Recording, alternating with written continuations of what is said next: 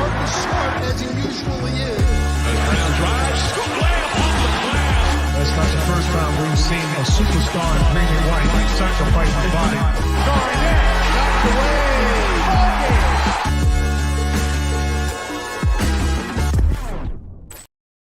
Welcome into another episode of First of the Floor. Ben Vallis here. Thank you for joining us. Hope you're doing well. Celtics preseason underway with a victory against the extremely hateable 76ers. We've got the OG Antipodean crew back on this one. Jackson Bauer and our New Zealand correspondent, Joe.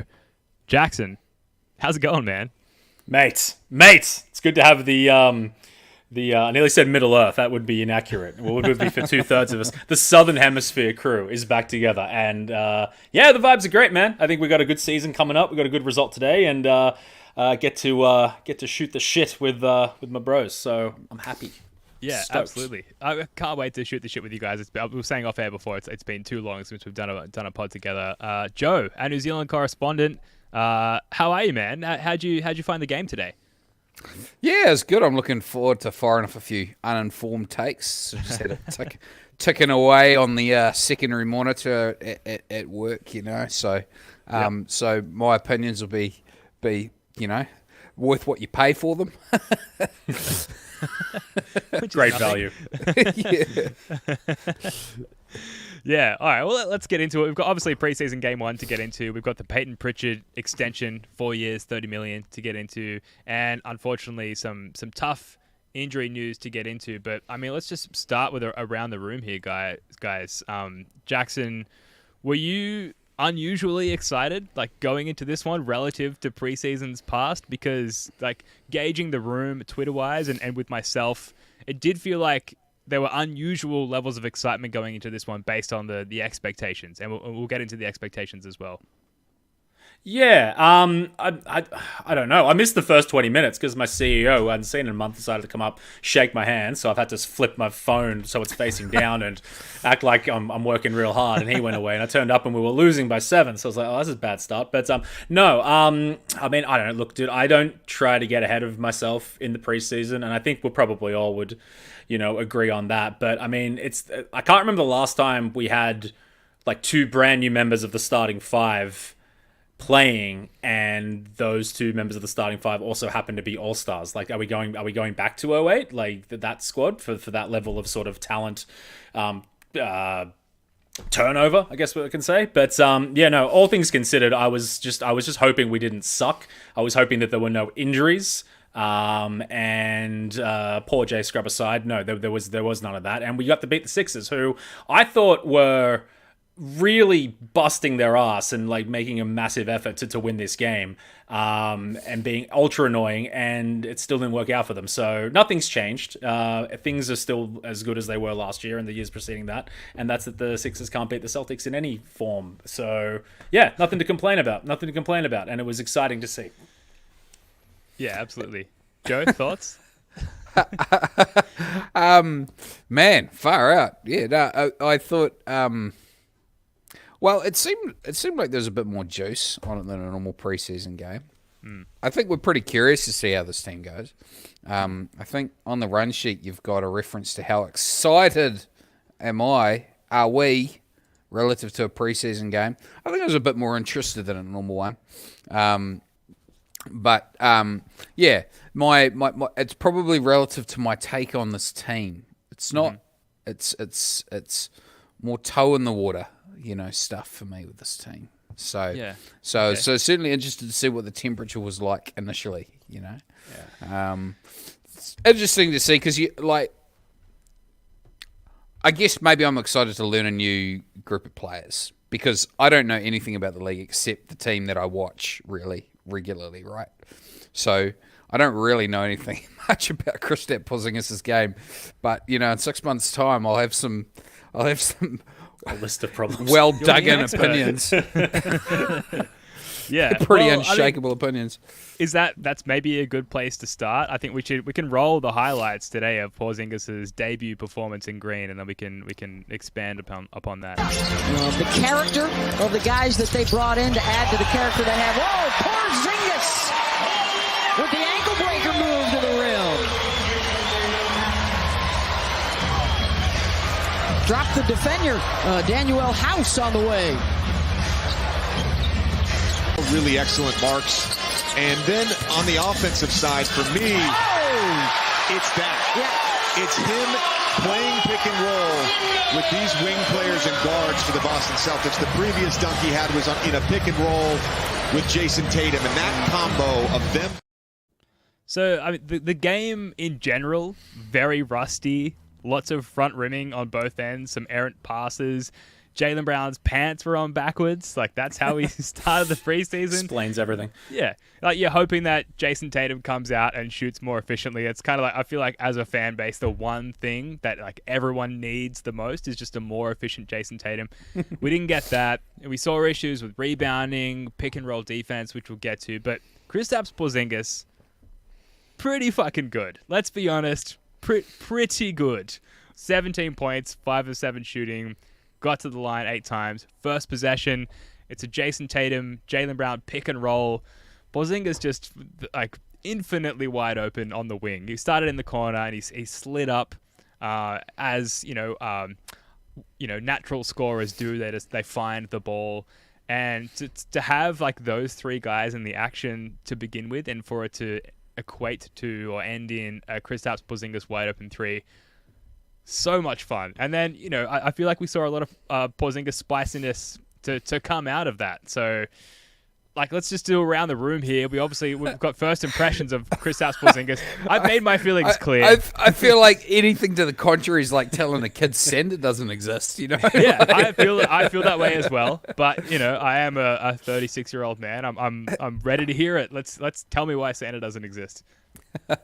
Porzingis ring around the room. I just wanted to get that in real quick. Oh yeah, good rhyming.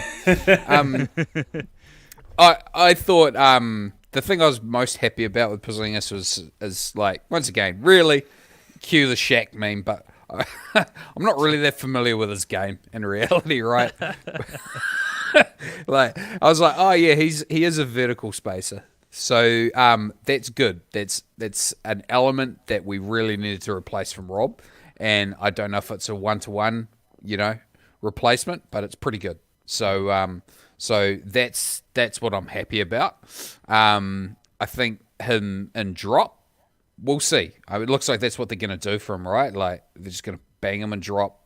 I think I probably prefer that than him coming out to the, I certainly don't want him to be switching, right? So if Porzingis isn't switching, we're not a switch everything defense. That makes us look a bit different this year. So I don't think I hate that. I mean, we were kind of 1-4 switchy anyway to some degree. So, and yet now this new guy can like just fucking score from anywhere. So I like that improvement. Not to push back too hard. Jackson, what are your thoughts? Yeah, I mean, I'm familiar with his game, but like I didn't watch a lot of Wizards last year, nor did I watch a lot of his Mavericks tenure. But everyone that you would listen to online, apparently he was a moody, injury prone prima donna. So based on 25-30 minutes of preseason ball, that is definitely not the case. I like that we saw a little bit of everything from him. First bucket was a 3. A couple of highlight dunks, certainly highlight for a preseason. And I thought the inside defense as well too. I think he got a block, it was like him and Horford both blocked it together, but he just appeared to be like a nuisance. And a lot of the shots that he was contesting, weren't going in. So it was always going to suck to lose Rob Williams for the vibes, for the culture, for the nickname, everything like that. But losing his rebounding and losing his the rim protection, I thought is going to be, something that's going to suck that we're not going to be able to replace. But again, just on half an hour of preseason, I think he's more than capable of filling at least part of that quota that Rob bought. And yeah, the stretching the floor, shooting the threes, having like a mid-range game, the post moves, everything like that. I think it's a massive upgrade on Rob Williams. It breaks my heart because I loved him so much, but I think we've got the right dude now. He's not going to bring rebounding though, and fair. That's no one did.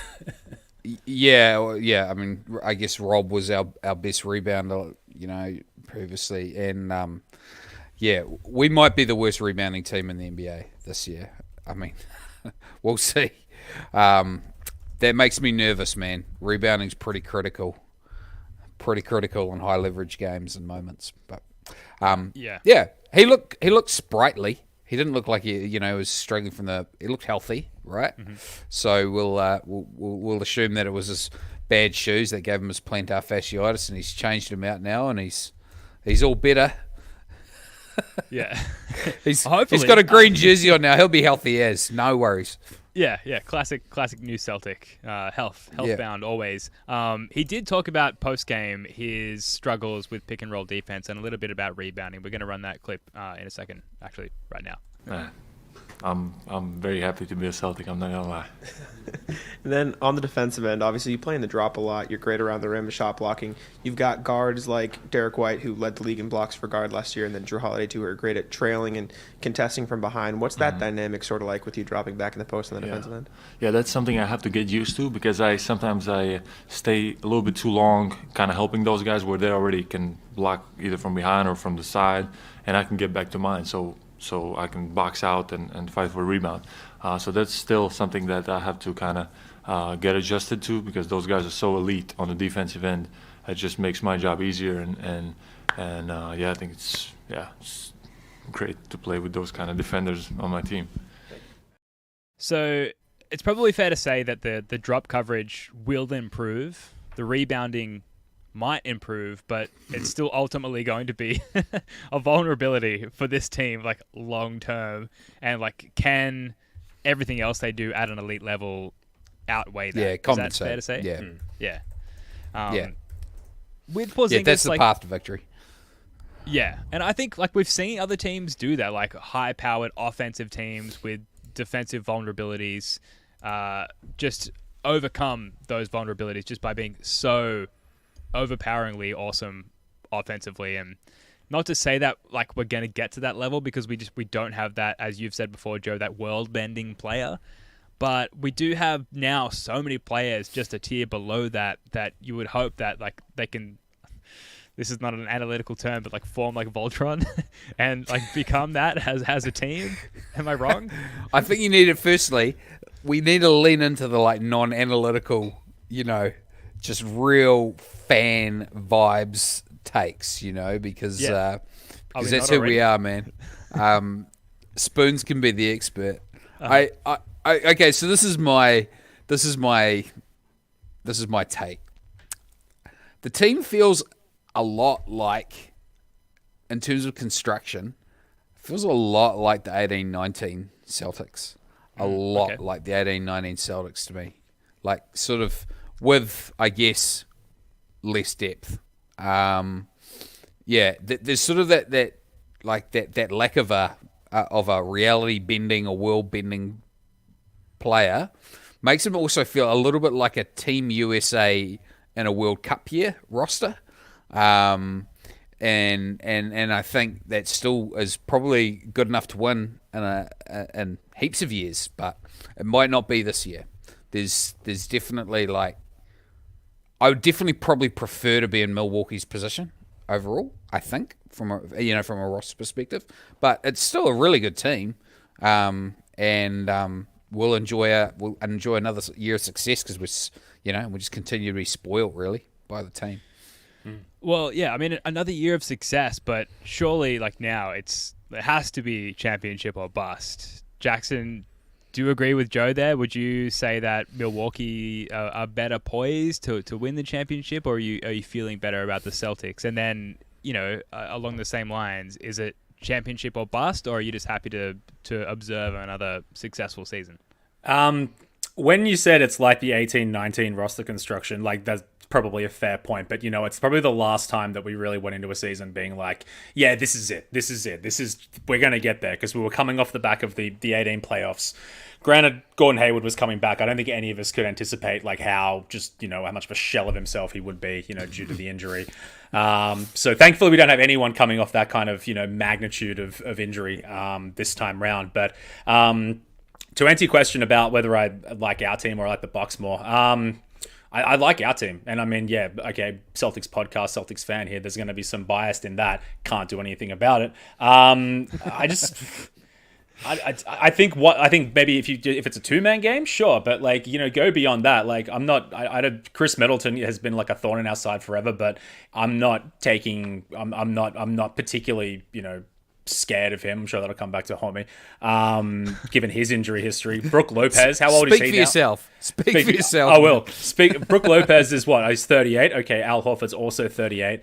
I don't know. Am I missing something here? There's nothing about the Bucks that make me fear them more than last year. Maybe we don't have Grant Williams to annoy Giannis a lot, but I mean, who knows? You got to see what Lillard and Giannis are going to be like together. It could be devastating, and they could be clear number one. But I just think defensively you can get at that team, and I think we're better equipped to deal with them than they would to be with us. But again, it's way too early in the piece to be making that kind of call. But I put on a squad, A or B. Who do you choose? I'm going to choose our squad.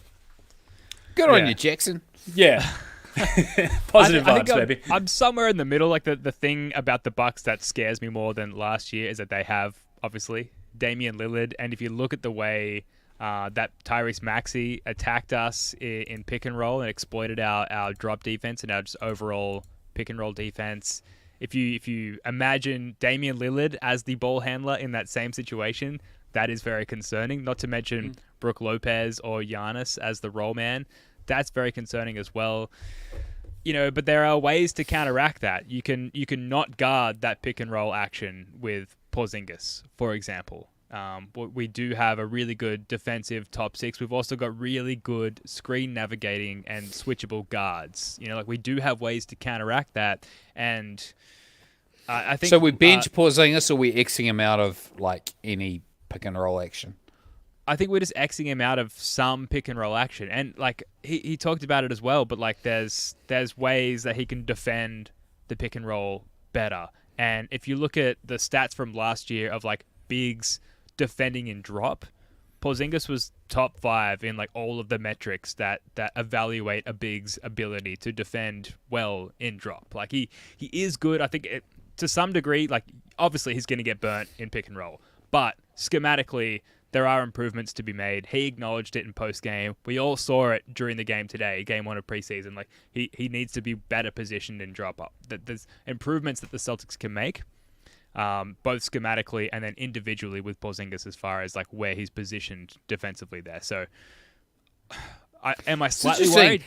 He almost felt like he was staying too high, you know, and staying engaged with the ball handler too long. Was that your feel on it, Ben? I've kind of felt the opposite, to be honest. I thought he was dropping too far and not coming up enough to the level of the ball. Yeah, me too. I mean, I guess it's just one of those. It's a strategy that, you know, is. It's a strategy that'll have X amount of. It'll be very measurable, right? How effective it is, because there's going to be an awful lot of positions where he has to do it. So we'll have an idea. He'll be like he should adopt the corner contest, man. Can you imagine him doing that? I'd just be worried about every time he would land from jumping. Yeah, just save yourself. Jackson and Joe, obviously we'll get your opinion as well. Like, would you agree though that particularly offensively tonight you could see at least the blueprint as far as like Brad's giant basketball brain imagining all of the offensive possibilities and opening up lanes and shots for the Jays, you know, and Porzingis? Would you agree that you could at least kind of see that on display tonight? Oh yeah, definitely. And again, it's his first time running out with the team. He's like probably only met and shook everyone's hand for the first time 4 or 5 days ago. There is going to be growing pains. There's going to be a chemistry that needs to develop. Whether that takes a month or 2 months, or it's ready by next week, who knows? But I mean, no, the blueprint. I mean, is clear for me to see like from the outset. I think he's going to get, whether Tatum decides to drive to the rim, he's going to be open up top. I fail to, articulate the any further than that. But no, like from what I can see here, like I think he's, I can't see him being like not a good fit with this team, health permitting. I think that's at the end of the day, it's going to come down to how good his foot is, how good his knee is, or any other, bullshit he might pick up along the way. So fingers crossed he doesn't. Yeah, I wonder how he'll, he's going to have to subsist on a lot less shots. And hopefully, that doesn't the ball has energy, right? Hopefully he doesn't become a bit deficient of the sunlight that is touches of the ball.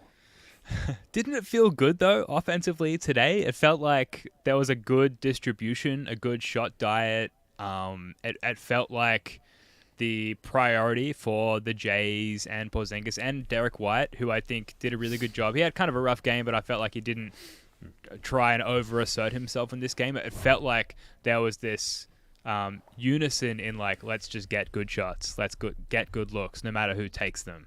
Maybe I probably am, like, over-analyzing one preseason game, but to me, that's what it felt like. I think I certainly feel a lot better about our offense when Derek's got the ball in his hands, just in general. I think he's going to be, he remains our best decision maker. And he has this sort of thing as, he's extremely good at sort of bumping and then just rising up for a runner. And I like that shot. It puts pressure on, like it's a pressure release, right? That sort of saves him from over penetrating. So I guess offensively though, man, I'm not sure what it is we do like extremely well, right? Like what is it that we do extremely well that puts pressure on the defense? What's your take on that, guys? Like, what do you think what's our big tool in the toolbox? What's the thing we're just going to hammer teams with? Volume threes. Yeah, which didn't work just out based well on the evidence initially. of last year. Right. So to me, that's hey, that might be that's what we play to, but like I don't like that as a means for. I just don't like it in the playoffs, and I want to see a way of creating pressure on the defense that does not involve just like crossing our fingers that the threes go down. That this is not the 1 out of 3 nights that they don't, or in the playoffs the 1 out of 2. I feel like, maybe we're in a good position here as a group on this podcast because I'm definitely like erring on the side of everything's great and we've got a nice distribution of opinions here. But I felt like I observed a bell curve. I felt like I observed a nice variance in shot diet in tonight's game in that, yes, initially they jacked way too many threes, but then we saw Porzingis hitting from the mid-range and getting to the cup. We saw Jaylen Brown like coming off Porzingis pin downs and getting really good looks and lanes out of that. Can he dribble? That's a different question, which unfortunately hasn't been answered in game 1 of the preseason. But I felt like between threes, maybe X out the first like 6 minutes of the game, between threes, mid-range, and attempts at the rim, which we were also really brutally unsuccessful at in this game. I felt like we had a really nice varied shot diet there. So as far as like what the special weapon is, what the curveball is, I think it's the variety of shots and variety of different players and variants and players that we're able to throw out there. We don't have that world-bending player, but we've got minimum 3, you might say 6 guys who like can go and get a bucket and can free each other up offensively based on what they do on the court and how they stretch defenses in different ways. The question will be, do they though? Do they? Unfortunately, it's that simple. I don't know, Jackson. What do you think? No, for me, like, I mean, you can talk analytics and everything, blah blah blah. For me, it just comes down to like what kind of season Tatum has, really. Jaylen Brown can't dribble. Porzingis is always injured. Jrue Holiday's old. No, if Tatum takes a leap, and like people say, like I got to take a leap, or 2nd year leap, 3rd year leap, late 20s leap, blah blah blah. If Tatum can just go up another level and consolidate his top 5 MVP, All NBA level, and kind of get a little bit closer to being like the true alpha, the MVP of the league, then I think that's going to be enough for us, with the contributions of everyone else, obviously. Yeah, well, look, we'll get to Tatum. Let's run through the rest of the starters. And the next bloke that I wanted to get to was Al Horford, because, again, he looked like the most spry, athletic, ready, in-game shape person out there. I thought he led the team in blocks with 2, which is not, a huge number, but he had 2 blocks at 30,000 years old or wherever he's at. He only played 20 minutes and the rest of the starters played 25, which I think is maybe a hint about what the rotations might look like long term, that he might come off the bench and play less minutes than everybody else. But like he just looked, I think, the most poised, the most ready of anyone else on the team. What do you think, Joe? Yeah, he's got a great game, and I expect this game to like kind of continue as it was, you know. We can expect less minutes. I guess I don't have a lot to add. I expected pretty much a slightly diminished version of what we had last year. 95% of it. Maybe it's 100%, but on 95% of the time, you know. So on the effectiveness axis, he's the same, and on the time axis, he's just a little bit pegged back. That's far too reasonable. He's not Superman. He can't do it all for us this year. I still want him out there, man, when it's crunch time. That's for sure. Yeah. Some of those athletes just don't seem to like get old, or like they get old in ways that aren't necessarily mega visible. And like I'm going to throw some names out here that is going to be a bit silly to make comparisons to, but you're looking at like the likes of LeBron, the likes of Tom Brady, the likes of Cristiano Ronaldo. You know, yeah, granted, Al Horford is not comparable with like the level that those guys are in their respective sports, but like they just keep there's just never like a cliff that they fall off of. It's more like a really almost negligible decline. Gradually to the point where it's 4 or 5 years later, it's like, oh yeah, he can't quite do the things that he used to. But like I haven't thought like, oh man, Al Horford looks washed. Like game to game, sure, but like everyone on this team had stinkers at various stages last year in the playoffs and the regular season. So no, I think he'll be thrilled with the addition of Porzingis and probably Holiday as well too. I think he gets to take a step back, reinvent his game to some degree at least, and if we are monitoring his minutes and he stays off those back-to-backs, then I see no reason why he can't contribute come into the year. Yeah, he looked great. I think as long as we cap his minutes at like 28 per game, a very arbitrary number, then I think he'll be okay. And look, if you're watching live, listening later, and wondering like why we're spending time running down the roster and analyzing every individual performance in one preseason game, it's because there's been no Celtics in like 100 days. That's what else do you want? We love it. Guys. We love that it's back. Jaylen Brown to continue. I think they want rugby league chat. That's what they want. Oh, well. I mean, feel free. How are the All Blacks doing? I have nothing to add as an Australian on the matter. Still in it. They're still in it. They're not going home. I saw this great imitation of Eddie Jones, man. Oh my God. I almost want to try and imitate it so I can like bring it on as like a kayfabe kind of character for the Celtics podcast. No, I need some prep time, man. Let me think about it. I might come back to it though. We'll come back to you. We'll come back to you. In the meantime, Jaylen Brown, notable Boston Celtic, the good 7 of 10 from the floor, and he's always the more efficient of the Jays, right? If not, he's clearly not the most praised. He's not the higher in the All-NBA rankings, but he's always been the most efficient shooting Jay on the team. The bad, though, did not really look any way improved as a ball handler. Am I wrong? No, but he just kind of is who he is at this point, isn't he? Like, unfortunately, maybe, yes. Yeah, I mean, at least like with the presence of Jrue Holiday, maybe the expectation of him handling the ball as much might go down some. I don't feel for him because he's got $300 million coming his way. And I love him as a Celtic anyway, but he's, no matter what he does from here on out, any minor indiscretion, any turnover, anything, you're just going to have a parade of morons going, $300 million doesn't even have left.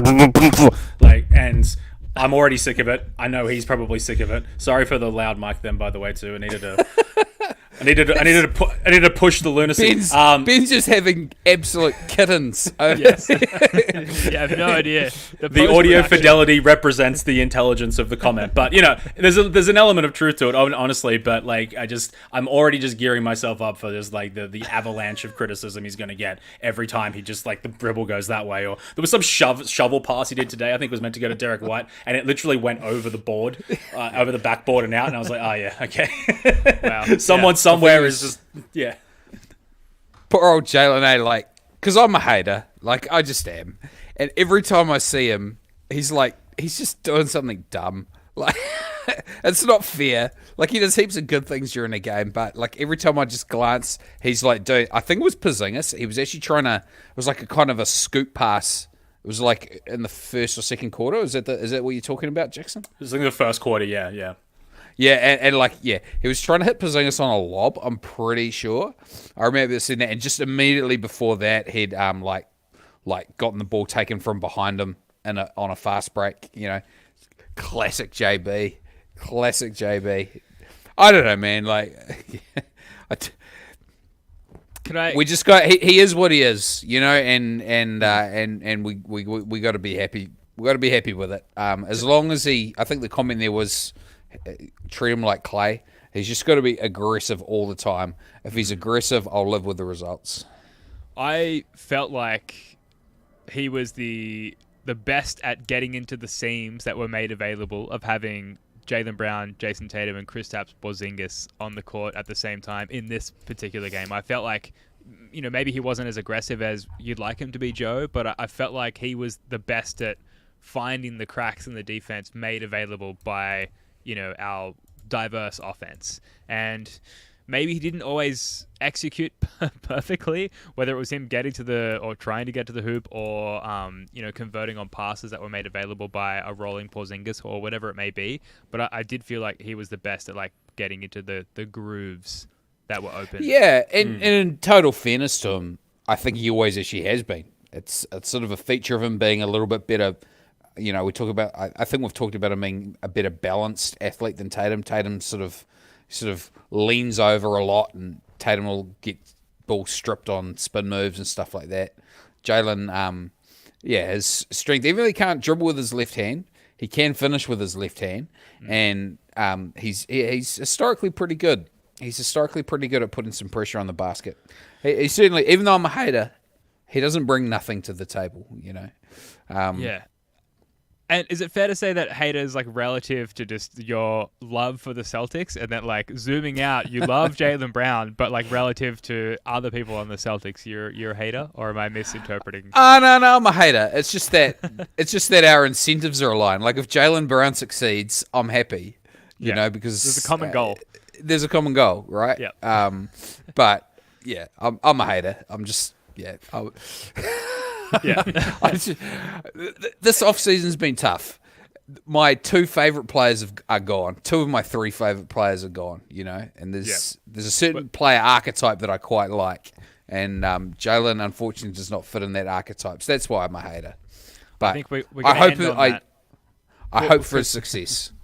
Yeah, I think we all do. I think we're all unified on that, and everyone in the chat as well. And we will get your takes and expectations on the upcoming season, because we haven't had you guys on for the most part during the off season. We're going to rattle through a few more names here, otherwise we're going to be here all night. Jason Tatum, just very quickly, I mentioned it up the top. Would have been great if he came out firing more efficiently. He didn't. He still put up a pretty sexy stat line. He had his assists. He had his rebounds. I think and this is true for the entire team, generated good looks all night, just didn't convert on them. Jackson, is that fair to say about Tatum? Is it also fair to say that maybe like he is kind of just like casually strolling through the preseason, knowing that he's got this long season ahead of him? Yeah, he strikes me as the type who he recognizes how central he is to everything that goes on in this team. So he's not going to be burning himself out or pushing himself too hard in this. I thought there was a period at the start of the second quarter where he kind of was like, no, I'm getting to the hoop now. I'm going to get to the rim. And I think he had a couple of layups and a couple of and ones there. And, that appeared to be a conscious decision for me to insert myself into the game and get things going. But no, it's about the level of effort and the box score that I would have anticipated to see from him. Yeah, sure. I would have loved it if he got 30 and, on efficient shooting and pulled himself out, early in the game. But no, it just wasn't meant to be. But I got no complaints about Tatum's game at all. Yeah, I'd broadly agree with the sentiments there. I just always want to see him putting pressure on the defense. Pressure. Don't let them get away with it. Even though he sometimes looks a little awkward with his, with his finishes and stuff like that. Keep doing it, man. Just keep going in there. Get 2 feet in the paint before you do anything. Yeah, totally. There was one possession where they tried to post up Jason Tatum, and the pass was sort of wayward, and he ended up catching it out on the corner. And it looked like, based on what we know previously about Jason Tatum, that it was going to just dribble, step back, and put up a contested 3. But instead, he reposted himself. He dribbled, backed himself back down into post position. And I think drew a foul and got himself to the free throw line. And I counted that the tracking data isn't out yet, but 3 or 4 post-up possessions for Jason Tatum, all of which resulted in some sort of score, if not like an assist or a bucket, but getting to the free throw line. And Missoula talked about this on JJ Redick's podcast, that'd be more of a focal point offensively. Yes, it's one preseason game. We have to be careful not to glean too much from it, but there were a notably high amount of post-up attempts from Jason Tatum, which I think bodes really well. Particularly, he shot really inefficiently, but he definitely left his mark on the game in other ways. So I think ultimately a positive takeaway from Tatum's perspective, and come February or whenever it usually is, that shot will find its way into the bucket. Conscious of time here, guys, so I want to move on. We are going to get to Payton Pritchard, obviously. Derek White, he was the starting point guard in this one. Jrue Holiday, I think probably, and let me know if you disagree, going to be the starting point guard long term. Out of Derek White and Jrue Holiday, Jackson, who had, I guess, the more notable performance in this one?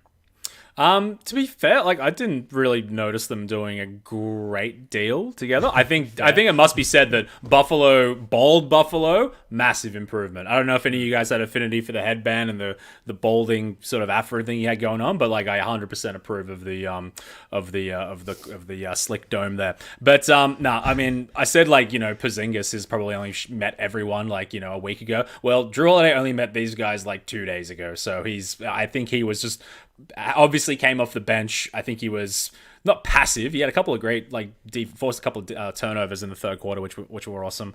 But no, I think he was just mostly just going through the motions and whatnot. But I couldn't say that Derek White really did a great deal more to impress me. Wasn't watching too intently, but they didn't look awful. They didn't look bad or anything like that. So no, I expect more from them obviously going forward. But yeah, no complaints.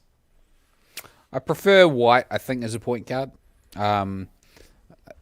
We'll see what happens. I thought it was notable that Jrue came off the bench. Maybe that's a sign of things to come.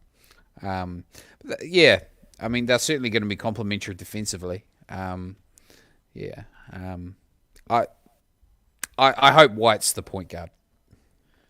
Are you open to accepting Jrue Holiday as your Lord and Savior starting point guard?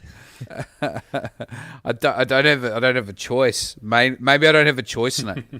Maybe I'm a Jrue Holiday Calvinist or whatever. Or, that might be a bit too inside baseball for you. Someone's guys. got to fill the pit of despair that Malcolm Brogdon left in you. Why not him? Yeah, I mean it's gonna be Jrue, right? And it's gonna be Derek White at the 2. That just dismissing me.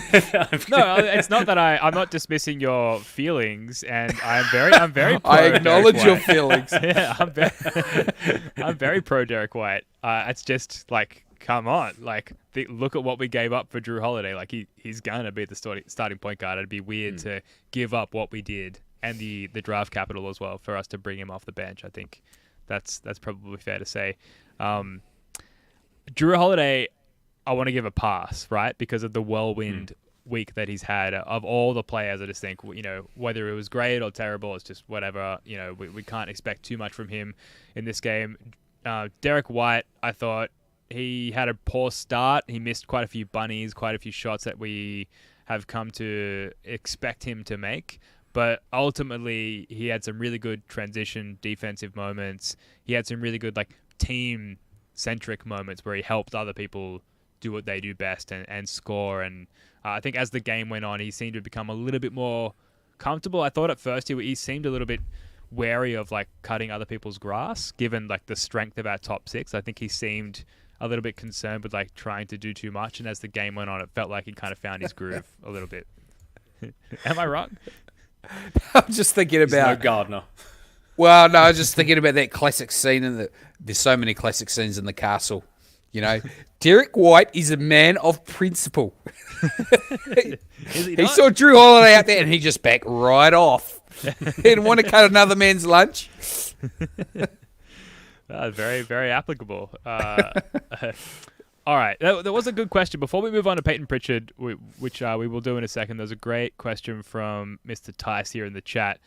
Jackson, I'll ask you first. Was this the first time that you guys felt 100% comfortable in non-JT minutes? And again, like taking into account this is a preseason game, but non-JT minutes have been a consistent point of fuckery for the Celtics for years now. Was this the first time that you felt somewhat comfortable with JT on the bench? I'll have to answer that properly once we actually get into the season. But I mean, if you just want to look at it on paper, then yeah, I mean, if the caliber of player that we have out there with the people that we've brought in can't handle the load or like suffer greatly from JT not being there, then you know, God help us, it's going to be a long season. So I mean, yes, I did feel comfortable while he wasn't out there, but I mean, let's see what it's like, against the Knicks on opening night or the Bucks whenever it is that we play them. So too early to say for me at this point. Yeah, that's fair. Yeah, I don't think it's like every single like 5-man unit that makes me nervous, but I think last year I really didn't like Brogdon and JB kind of combos. So at least we have something different to see. There's a lot of talent on the team, so we should be able to stay afloat for the 12 minutes he's not out there. Yeah, I fully agree. We're well poised for non-JT minutes at this point, surely. All right, I suppose 40 minutes in, we should get to the star of the show, Payton Pritchard, who just signed a 4-year, $30 million contract extension prior to the game, ended up with 26 points and a game-winning effort down the stretch. He had a half-court, buzzer-beating 4-point play. Was this unexpected, Jackson, from Payton Pritchard at this stage? Were you expecting the contract extension? Were you expecting his ability to perform in this way early on in the preseason here? Pleasantly surprised. I don't think quite does it, because we've seen Payton Pritchard do this before. Do you remember the game we had? It was when Schroeder was still on us against Portland, and I think he just got to cook the entire fourth quarter, and he had something like 30 odd points, and it was just insane. So this is nothing new from Payton Pritchard. Like, we've all watched him, we all know what he can do. Did I think he was going to be on this team after what transpired during the season last year? No, I thought he would be gone for sure. So the fact that he's still here is great. The fact that he produced on the day that he got paid is another great sign, and I think his patience is going to be rewarded with like meaningful minutes this season. So, it was great to see him, deliver, albeit again in a preseason game. But I mean, that's like the best version of Pritchard as far as like, a scoring spark plug is concerned. But I mean, we've seen it before, so it's just going to be a matter of, are we going to see it, more consistently and, timelier. He always shows it. Like, when has he really failed, when given minutes? It's just he hasn't earned the minutes, right? And there'll be a reason why the coaching staff aren't like not putting him out there just to be a dick to him. They have reasons why they preferred other guys. But to my eyes, he's always played well when given the opportunity. I think he's a for real NBA player. I think our regular season depth issues are way overstated. We're thin up front, but we're not actually thin all the way around. And we're covered at guard and we're covered at wing. I sort of consider Jrue a wing. So, really happy for him. Really happy we got him extended. I think we should have extended Grant, but water under the bridge. I think the Celtics are going to be very happy. I think he's going to be a positive value. It's going to be a positive value extension for sure. Yeah, it's like 7-point-something mil a year is what it works out to. It seems like yesterday that Avery Bradley signed like the exact same extension, right? Which was like 4 for 36 or something like that. Yeah, in a different economy. Like, that's way better value now for Payton Pritchard. I want to thank Payton Pritchard for giving me that feeling again The feeling, you know the feeling I'm talking about, the feeling of the Celtics winning feeling. in like a particularly the feeling of PP in your life. The feeling of just like the Celtics winning a game in like not an unusual fashion, but in like maybe a unpredictably enjoyable fashion. And for the game to go the way it did, and Porzingis had some good moments early, and JT had some good moments early, but to be a close game, the Celtics down 2 or 4 or whatever it was in the fourth quarter, and for Payton Pritchard to like lead this bench squad like back into the game and win with like his like hooper style of play, fresh off signing the extension, like that felt good. That was a lot of fun, and the Celtics had a really disappointing end to their season last year. And to have this today after so long of waiting, it just felt awesome. It just reminded me of like why I love basketball and the great feelings I get from it, I suppose. I don't know. Am I being melodramatic? No, I mean, like, I think everyone should be happy for him and his family. I mean, I'm sure his girlfriend's really happy with his extension. And, I think there's a lot to be satisfied with, Any other notable performances to get No one's going to bite. Come on. I thought about it. We love Payton Pritchard. He's great. Lamar Stevens came in late to play center. He came in to play the 5. The Celtics went on a 17-5 run. I think he's a name to watch as far as making the final roster. O'Shea Brissett had some great moments, including climbing the back of someone on the Sixers with that amazing over-the-back put-back dunk, which Joe Mazzulla hilariously challenged late in the game. Out of those replays, I was thankful for the opportunity to rewatch it immediately. Are there any other? I guess is a way of asking, guys. Is there any other notable performances from this game that you enjoyed or didn't? Hey, Ben, I'm really sorry, man. I got nothing for you. I'm not going to try to drag it out of you. I'm not going to answer your question, but I want to know where the bloody hell was Walshy? I was rubbing my hands together like, all right, here he comes, another bald superstar to hit the court, and it didn't show up. So I guess he's probably going to play against who are we playing tomorrow? Is the Knicks? Yeah, I guess he's probably going to play against the Knicks tomorrow. But I thought 48 minutes of Walshy tomorrow in Madison Square Garden. That's going to be fun.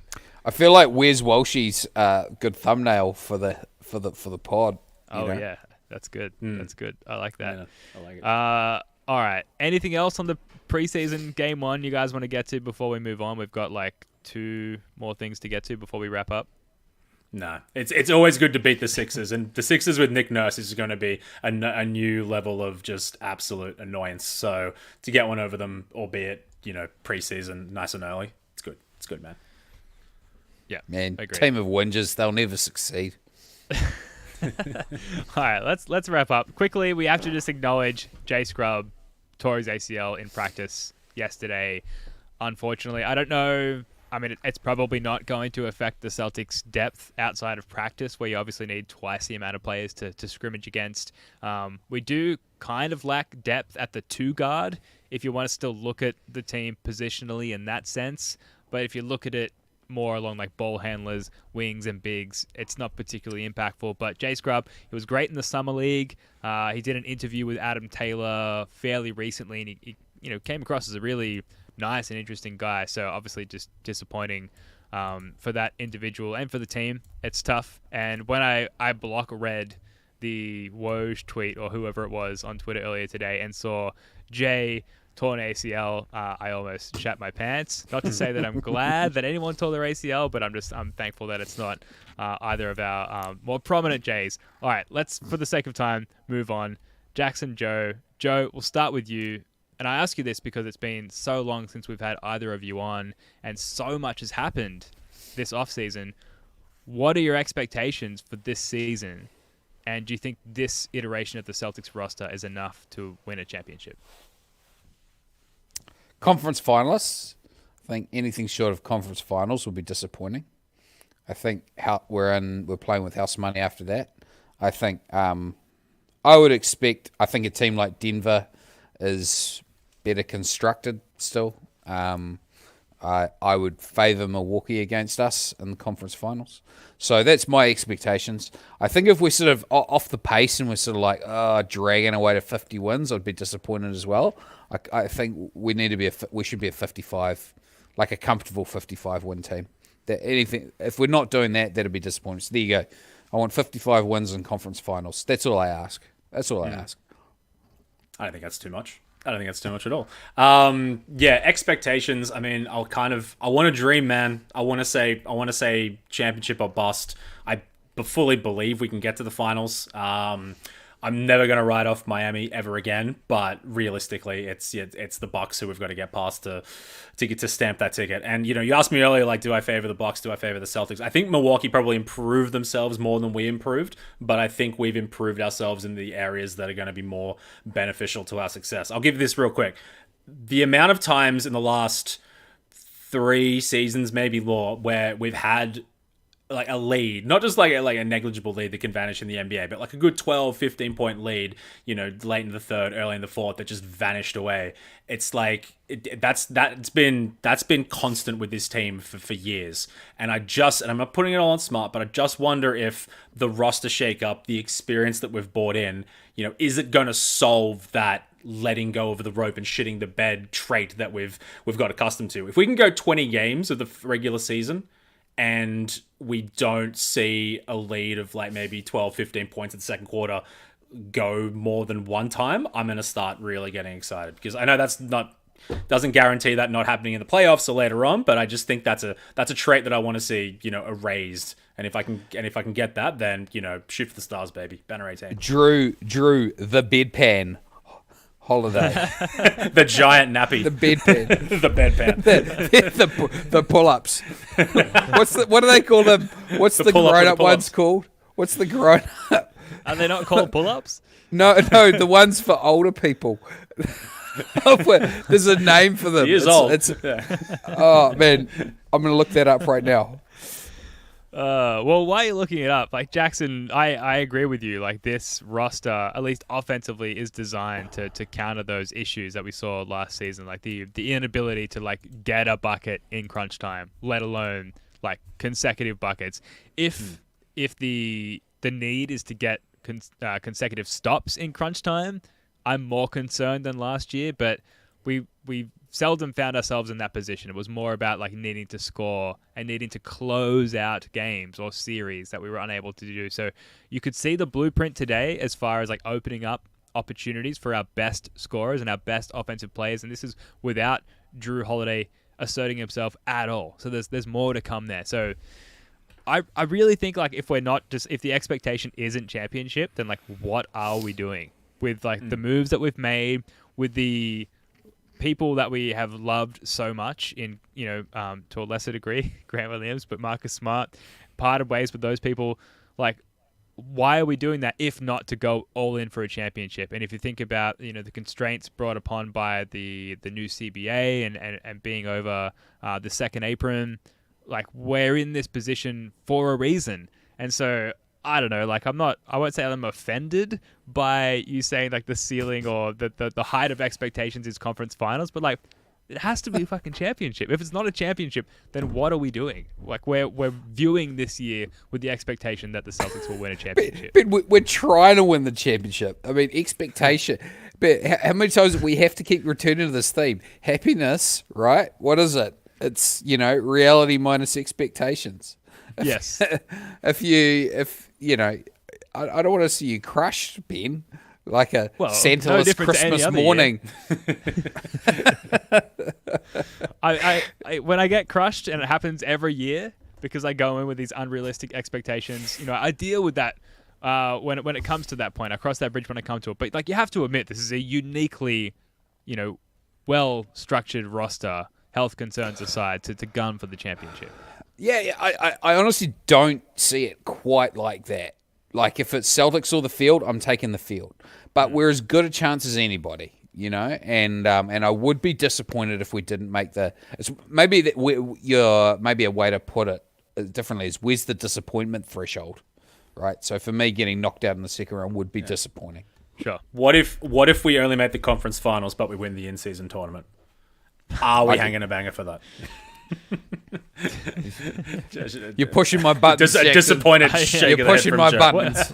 What do we get for that? Do we get it's not a banner, but it's like an NFT? It's a Svi Mihailuk gets non-fungible like an banner? extra $75,000, which I'll be stoked about. But no, I have no idea.